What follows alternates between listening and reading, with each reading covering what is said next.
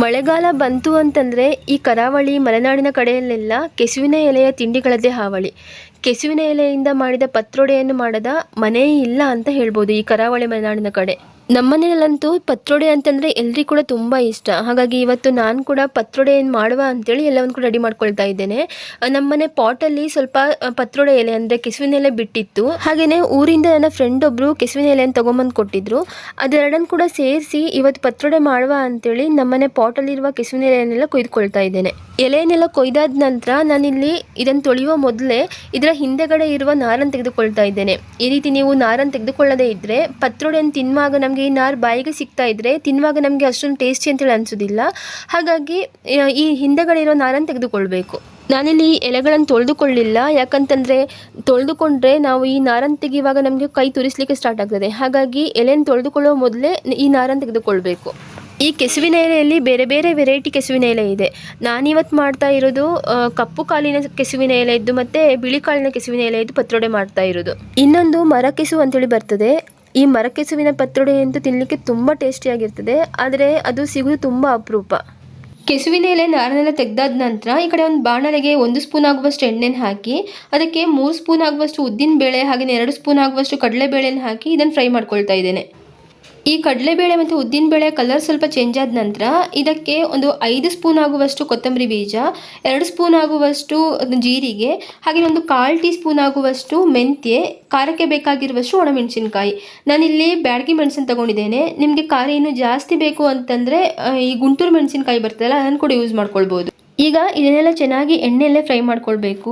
ನನಗಂತೂ ಈ ಮಸಾಲೆನ ಫ್ರೈ ಮಾಡ್ತಾರಲ್ವ ತೆಂಗಿನೆಣ್ಣೆಯಲ್ಲಿ ಅದರ ಪರಿಮಳ ತುಂಬ ಇಷ್ಟ.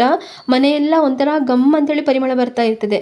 ಯಾರಿಗೆಲ್ಲ ಈ ರೀತಿ ಮಸಾಲೆ ಹುರಿಯೋ ಪರಿಮಳ ಇಷ್ಟ ಅಂತೇಳಿ ಕಮೆಂಟ್ ಮಾಡಿ. ನಾನೀಗ ಇಲ್ಲಿ ಮಸಾಲೆ ಎಲ್ಲ ಪೂರ್ತಿಯಾಗಿ ತಣ್ಣಗಾದ ನಂತರ ಅದನ್ನು ಮಿಕ್ಸಿ ಜಾರಿಗೆ ಹಾಕೊಳ್ತಾ ಇದ್ದೇನೆ.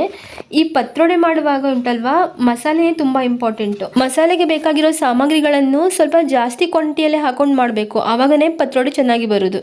ನಂತರ ಒಂದು ದೊಡ್ಡ ನಿಂಬೆ ಹಣ್ಣಿನ ಗಾತ್ರದ ಹುಣಸೆ ಹುಳಿಯನ್ನು ಹಾಕೊಳ್ಬೇಕು. ಹಾಗೆಯೇ 1 ರಿಂದ 1.5 ಇಂಚ್ ಆಗುವಷ್ಟು ಶುಂಠಿ, ರುಚಿಗೆ ಬೇಕಾಗಿರುವಷ್ಟು ಉಪ್ಪು, ಒಂದು 1/4 ಟೀ ಸ್ಪೂನ್ ಆಗುವಷ್ಟು ಅರಶಿನ, ಹಾಗೆಯೇ ಒಂದು ದೊಡ್ಡ ಸ್ಪೂನ್ ಆಗುವಷ್ಟು ಬೆಲ್ಲ. ಇದಿಷ್ಟನ್ನು ಹಾಕೊಂಡು ಒಮ್ಮೆ ನೀರು ಹಾಕೊಳ್ಳದೇನೆ ಹಾಗೆಯೇ ಗ್ರೈಂಡ್ ಮಾಡ್ಕೊಳ್ಬೇಕು.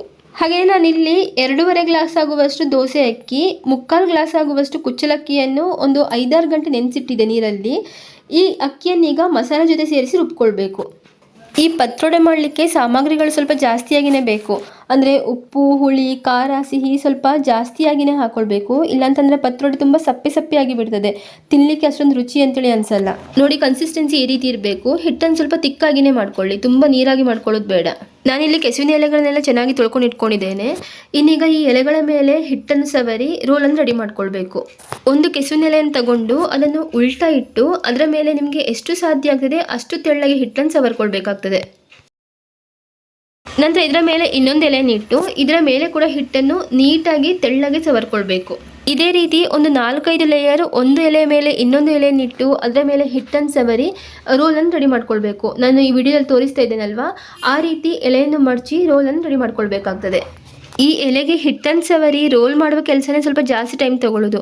ಏನಾದರೂ ರುಚಿಯಾಗಿ ತಿನ್ನಬೇಕು ಅಂತಂದರೆ ಸ್ವಲ್ಪ ಜಾಸ್ತಿನೇ ಕಷ್ಟಪಡಬೇಕು ಅಂತೇಳಿ ಅಂತಾರಲ್ವ, ಹಾಗೆ ಒಂದ್ಸಲ ನಾವು ಈ ರೀತಿ ರೋಲ್ ರೆಡಿ ಮಾಡಿಕೊಂಡು ಬೇಯಿಸ್ಕೊಂಡ್ರೆ ನಂತರ ಇಡೀ ದಿನ ಬೆಳಗಿನ ಸಂಜೆವರೆಗೆ ನಾವು ಈ ಪತ್ರೊಡೆಯನ್ನು ತಿಂತಾ ಇರ್ಬೋದು. ಅಷ್ಟು ಟೇಸ್ಟಿಯಾಗಿರ್ತದೆ ಈ ಪತ್ರೊಡೆ. ಇದೇ ರೀತಿ ಎಲ್ಲ ಕೆಸುವಿನ ಎಲೆಗಳಿಂದ ಈ ರೀತಿ ರೋಲನ್ನು ರೆಡಿ ಮಾಡಿಕೊಂಡು ಅದನ್ನೀಗ ಬೇಯಿಸ್ಲಿಕ್ಕೆ ಇಡ್ತಾ ಇದ್ದೇನೆ. ಇಡ್ಲಿ ಪಾತ್ರೆಯೊಳಗಿರೋ ನೀರು ಚೆನ್ನಾಗಿ ಕುದ್ದಾದ ನಂತರ ನಾವು ರೆಡಿ ಮಾಡಿಟ್ಕೊಂಡಿರೋ ಪತ್ರೊಡೆ ರೋಲನ್ನು ಈ ಇಡ್ಲಿ ಪಾತ್ರೆ ಒಳಗಡೆ ಇಟ್ಟು ಒಂದು ಅರ್ಧ ಗಂಟೆ ಹೈ ಫ್ಲೇಮಲ್ಲಿ ಬೇಯಿಸ್ಕೊಳ್ಬೇಕು. ಈಗ ರುಚಿಯಾದ ಪತ್ರೊಡೆ ರೆಡಿ ಆಯಿತು. ಇದಕ್ಕೆ ಬೆಸ್ಟ್ ಕಾಂಬಿನೇಷನ್ ಅಂತಂದರೆ ಬೆಣ್ಣೆ ಇಲ್ಲ ಅಂತಂದರೆ ನೀವು ತುಪ್ಪದ ಜೊತೆ ತಿನ್ಬೋದು, ಇಲ್ಲಾಂದರೆ ತೆಂಗಿನೆಣ್ಣೆ ಜೊತೆ ಕೂಡ ತಿನ್ಬೋದು. ತುಂಬ ಟೇಸ್ಟಿಯಾಗಿರ್ತದೆ. ನೀವಿಲ್ಲಿ ನೋಡ್ತಾ ಇರ್ಬೋದು ಪತ್ರೊಡೆ ಒಳಗಡೆ ಎಷ್ಟು ಚೆನ್ನಾಗಿ ಲೇಯರ್ ಬಂದಿದೆ ಅಂತೇಳಿ.